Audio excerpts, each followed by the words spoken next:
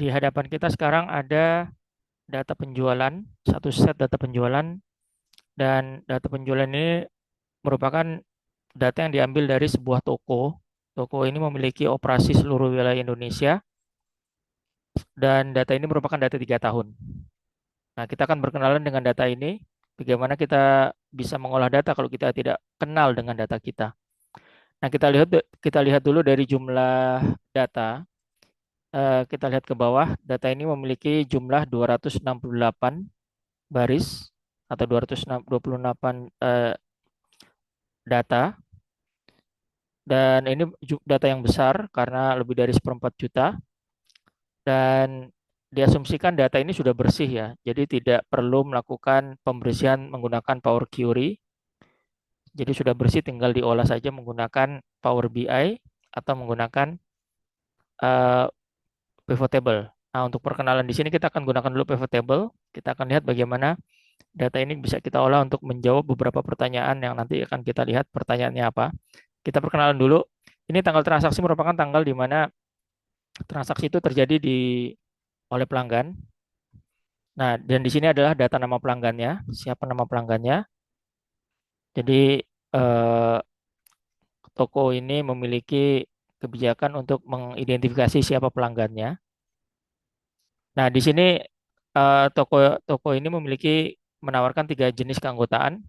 Ada yang premium, ada yang standar, ada yang non anggota. Apa bedanya? Premium itu, kalau premium dia memperoleh diskon, lalu yang standar juga memperoleh diskon, dan non anggota tidak memperoleh diskon. Dan mereka bisa memperoleh diskon, ya syaratnya adalah adanya biaya anggota. Nah, baru mereka nanti memperoleh diskon. Dan kita lihat di sini, Yuyun Wahyuni tidak bukan merupakan anggota. Di sini kalau kita lihat statusnya, dia non anggota, sehingga di sini tanggal keanggotaannya kosong. Dan ini merupakan tanggal keanggotaan. Kalau misalkan ada isinya, berarti statusnya dia anggotanya standar atau premium. Nah, seperti ini, Duma Simatupang, statusnya adalah dia premium. Nah, lalu di sini ada status juga kategori nasabah. Jadi ada nasabah yang retail, individu, ada yang sifatnya korporasi, ada yang korporasi. Seperti misalkan, nah ini di bawah ini ada yang korporasi BNI. Nah, ini korporasi dia. Jadi dibedakan mana yang retail, mana yang korporasi. Lalu di sini adalah domisili pelanggannya, di mana dia menetap. Jadi dimulai dari skop yang besar, Indonesia bagian tengah, timur, atau barat. Contohnya di sini Yuyun Wahyuni berada di Indonesia Tengah, tengahnya di bagian mana? Di NTT, NTT-nya bagian mana? Di Sika. Jadi di sini perinci di mana dia domisilinya. Lalu di sini tadi udah dikatakan sifat keanggotaannya, di sini Yuyun Wahyuni non anggota. Nah, di sini Yuyun Wahyuni bertanggal 23 November melakukan transaksi pembelian 3 unit barang, dan kalau dilihat di sini ada kolom judulnya pengiriman. Nah, pengiriman ini ada yang kilat, ada yang standar, ada yang pengambilan di toko. Ada yang kilat, standar, dan pengambilan di toko. Pengambilan di toko artinya pelanggan datang sendiri dan dia mengambil barang yang dibelinya. Dan di sini ada juga wilayah tokonya. Wilayah tokonya kita asumsikan sama dengan wilayah di mana si anggota berdomisili. Contohnya di sini Yuyun Wahyuni dia berdomisili di Nusa Tenggara Timur, dia akan mendatangi toko atau dia akan berbelanja di toko di wilayah Nusa Tenggara Timur.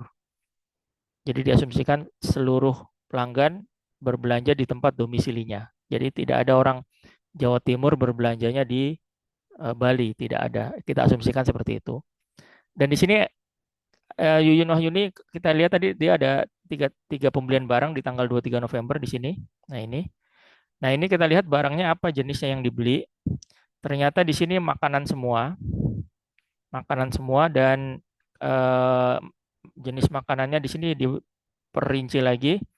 Bumbu bahan ada juga, minuman tradisional, ada juga roti dan kue. Nah, di sini jenis barangnya diperinci lagi, kategorinya misalkan bumbu dan makanan, dia di sini dia membeli terasi udang. Terasi udang, eh, mereknya Bon Cabe. Terasi udang merek Bon Cabe. Lalu jadi di sini sampai mereknya ya, sampai merek. Dan di sini harga satuannya adalah 15.000 rupiah per satuan, per unit. Dan Yuyun Wahyuni membeli 9 sehingga totalnya 135. Dan karena dia di sini tadi bertransaksi membeli 3 barang, nah ini semua punyanya Yuyun Wahyuni, transaksi di tanggal 23 November 2024 ini semua. Nah ini, jadi Yuyun Wahyuni berbelanja terasi udang, cuka apel, dan bolu keemasan. Di sini ada mereknya, Bon Cabe, Tahesta, dan Berni, dan masing-masing ada harganya dan dia berapa unit dia beli dan total harga yang harus dia bayar. Dan karena di sini jumlahnya sama antara total harga dengan total harga setelah diskon, berarti dia tidak memperoleh diskon.